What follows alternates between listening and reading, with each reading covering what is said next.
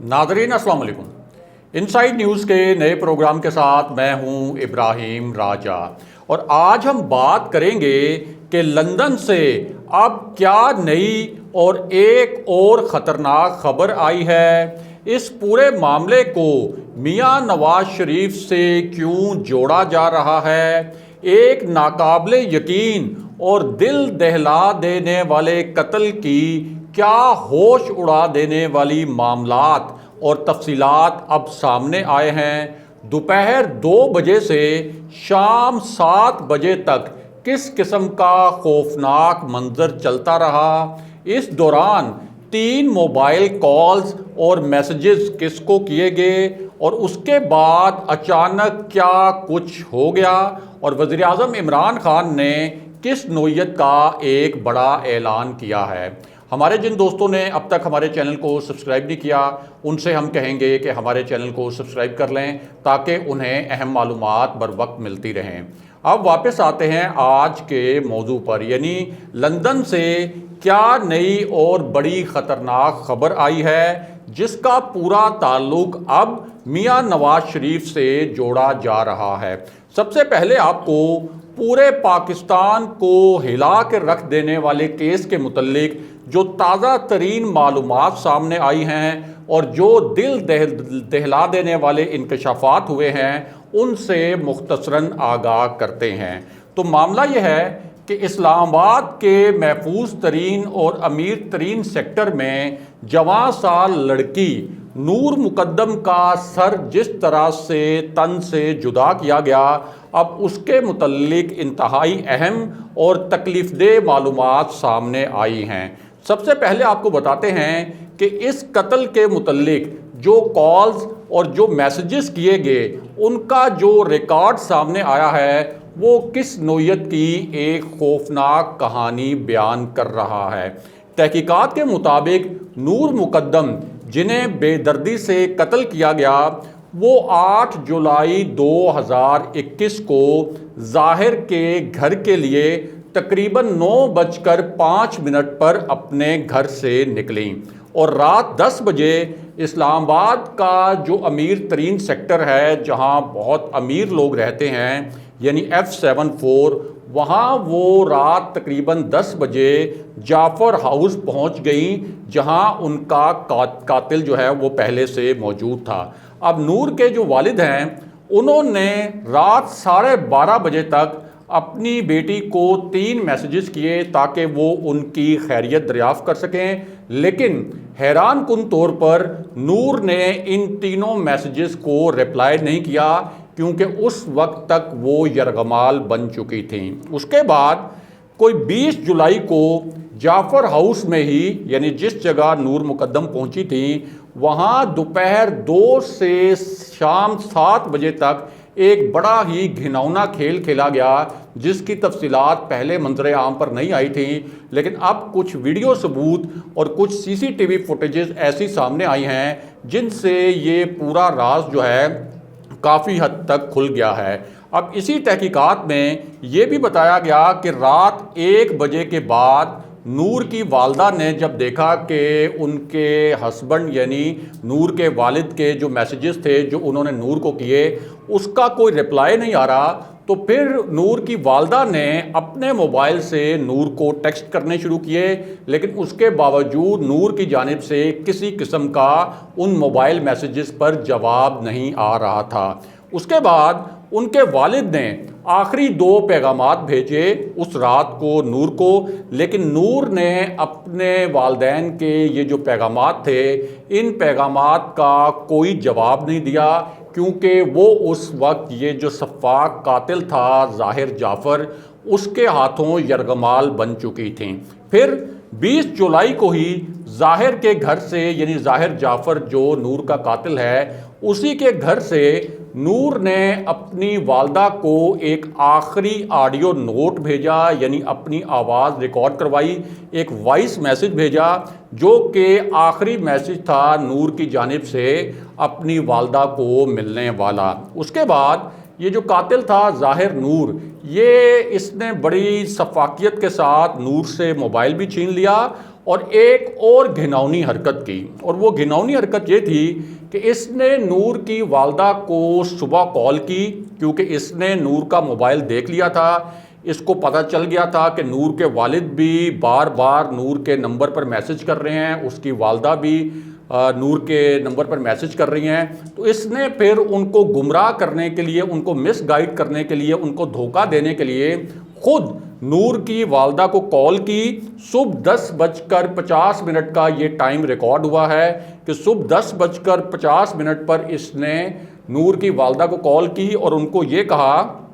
کہ نور میرے پاس موجود نہیں ہے۔ یعنی اتنا یہ بھولا بن گیا، اور اس نے ایک پریشانی کا اظہار کیا ان کو کال کر کے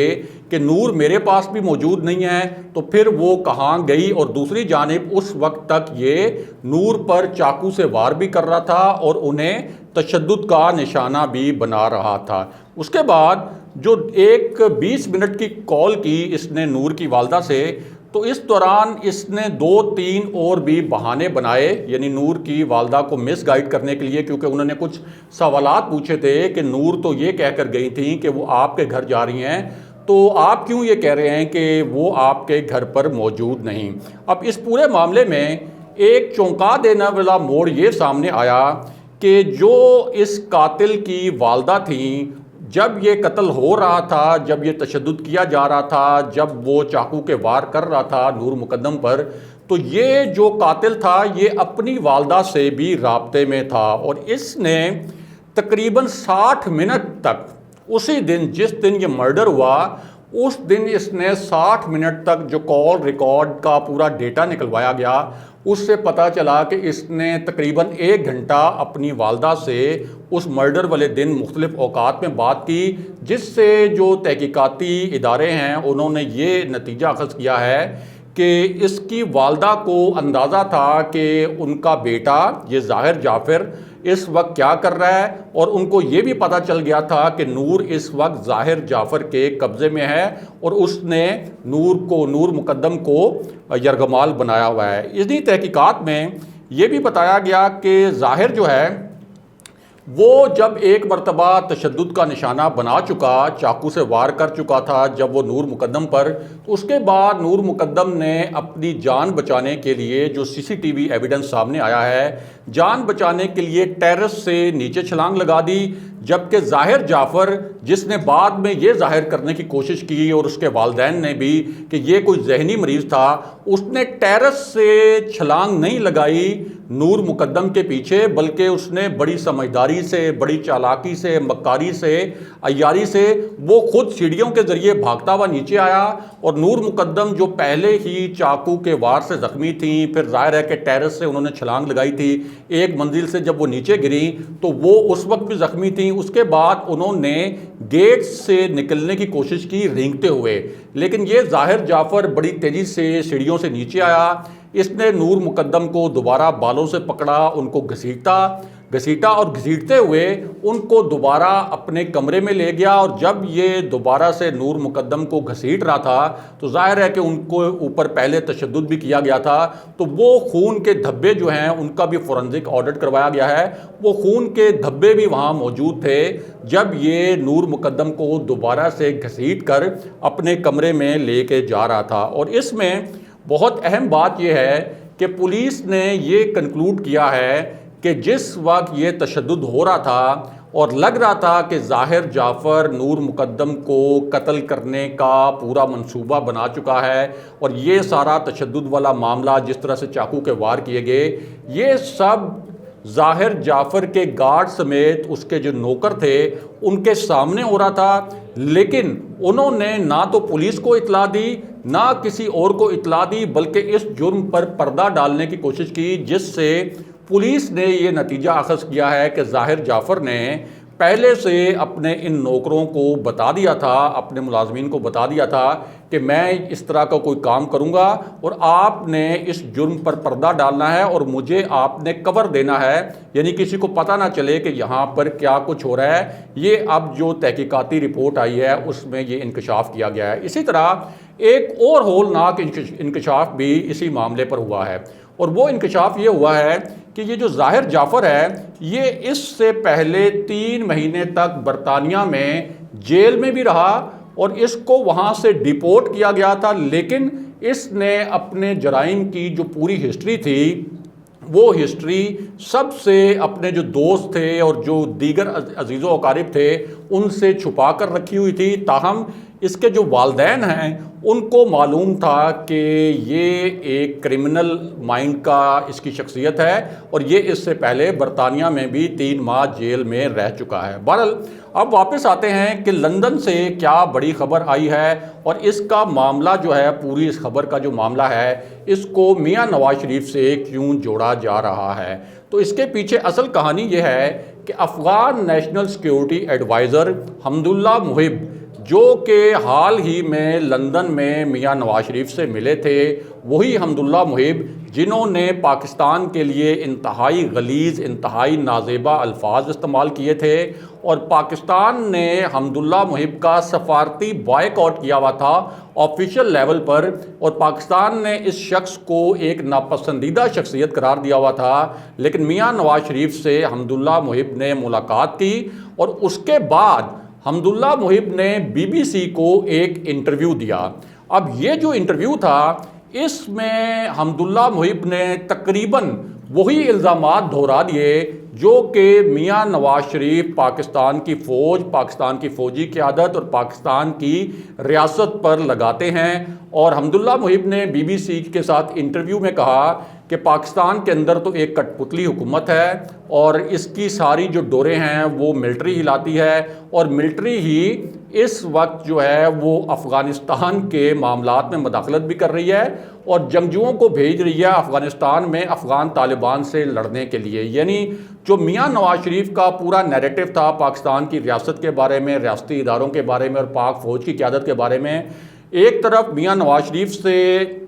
ملاقات کی افغان نیشنل سیکیورٹی ایڈوائزر نے، دوسری جانب BBC کو جو انٹرویو دیا، تو یہ تمام مندرجات جو ہے وہ میاں نواز شریف کے بیانیے سے بہت زیادہ مماثلت رکھتے تھے، جس کی وجہ سے اب بہت زیادہ سوالات کھڑے ہوئے ہیں، اور کئی حلقے تو یہ بھی کہہ رہے ہیں کہ کہیں حمداللہ محب میاں نواز شریف سے ان پٹ تو نہیں لے کر گئے تھے، اور کہیں میاں نواز شریف نے تو کوئی 2 3 4 پوائنٹس نہیں بتائے حمداللہ محب کو کہ BBC کے ساتھ انٹرویو میں آپ نے یہ پوائنٹس بھی اٹھانے ہیں۔ اس پر بڑے سنگین سوالات کھڑے کیے گئے ہیں۔ دوسری جانب وزیراعظم عمران خان نے کیا 2 ٹوک پیغام دیا ہے۔ اب ایک امریکی TV کے ساتھ ایک نئے اور تازہ ترین انٹرویو میں وزیراعظم عمران خان نے کہا ہے کہ افغانستان کی جانب سے پاکستان پر جو الزامات لگائے جا رہے ہیں یا تو ان کے شواہد فراہم کیے جائیں، اور دوسرا افغانستان میں جو ہم سے کہا جا رہا ہے کہ ہم افغان طالبان کی پیش قدمی کو روکیں، تو جب افغانستان میں 1.5 لاکھ امریکی اور نیٹو کے اہلکار موجود تھے، اس وقت طالبان سے بات کی جاتی تو وہ بات چیت کے لیے تیار تھے، لیکن اب تو جب طالبان کو فتح نظر آ رہی ہے تو وہ بات چیت کیوں کریں گے اور ہماری بات کیوں سنیں گے۔ اس کے علاوہ ایک اور اہم نقطہ جو وزیراعظم عمران خان نے اس انٹرویو میں واضح کیا وہ یہ تھا کہ اگر ہم امریکہ کو اڈے دے دیں پاکستان کے اندر تو پھر یہ افغان طالبان پاکستان کے اوپر حملہ آور ہو جائیں گے، اور سوال ہی نہیں پیدا ہوتا کہ ایک خود مختار ریاست کے ناطے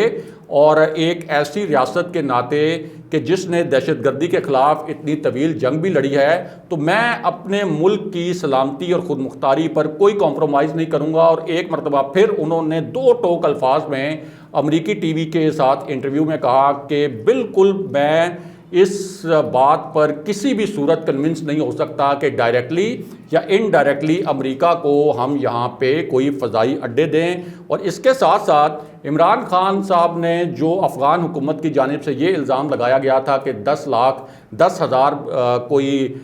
جنگجو جو ہیں وہ پاکستان نے افغانستان میں بھیجے ہیں افغان طالبان کی مدد کرنے کے لیے، اس کو انہوں نے ربش قرار دیا اور کہا کہ انٹرنیشنل اسٹیبلشمنٹ اور انٹرنیشنل کمیونٹی ذرا افغان صدر سے اس بات کے ثبوت مانگے، اور اگر ان کے پاس ثبوت نہیں ہے تو کم سے کم ان کو شرمندہ ضرور کیا جانا چاہیے۔ اور آخری نقطہ انہوں نے یہ بھی واضح کیا کہ اس مرتبہ افغانستان کے اندر کوئی جنگ بندی خانہ جنگی ہوئی تو پھر پاکستان اس مرتبہ افغان مہاجرین کی میزبانی نہیں کر سکے گا جس طرح سے پہلے کوئی 40 لاکھ افغان مہاجرین پاکستان میں رہے۔ ایک تو پاکستان نے ان کی میزبانی کی، الٹا افغانستان کی حکومت اور افغانستان کی جو انٹیلیجنس ایجنسیز ہیں وہ پاکستان پر ہی الزامات لگاتی رہیں۔ اگلے پروگرام تک کے لیے خدا حافظ۔